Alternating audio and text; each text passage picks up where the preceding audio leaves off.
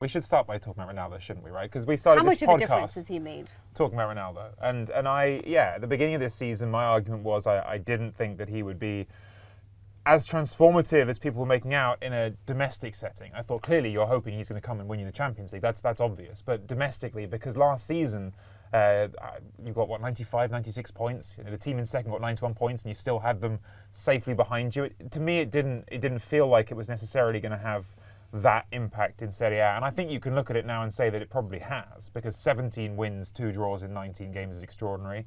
The 14 goals for Ronaldo, what's crazy is that you sort of almost, it doesn't feel like he's sort of banging them in at the rate you expect Ronaldo to bang them in, like you sort of are used to seeing him do with Real Madrid. And, he isn't. He's not going to have a 40-goal season in Serie A, but he is still scoring at a rate that's going to get him well into the 20s.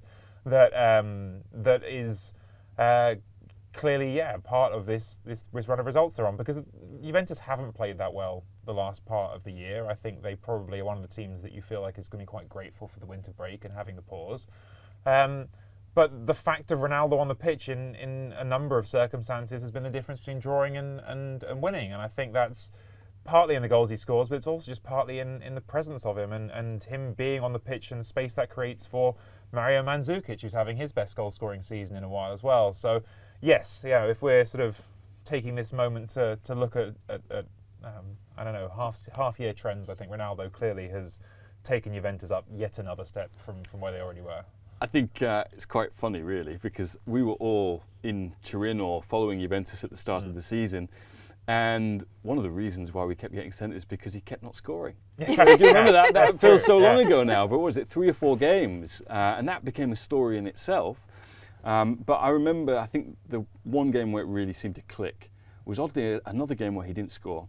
And it was the first big game of the season against Napoli, where he set up all 3 goals and was so dominant. And you look at how his supremacy has really started to take hold of the team, because that Atalanta game, which was the one that they risked losing, and would have been their first and only defeat in the league this season, down to 10 men, Allegri throws him on, and what does he do? Almost instantly scores and sets up what could have been a winning goal for Mario Mandzukic, which just played in behind him.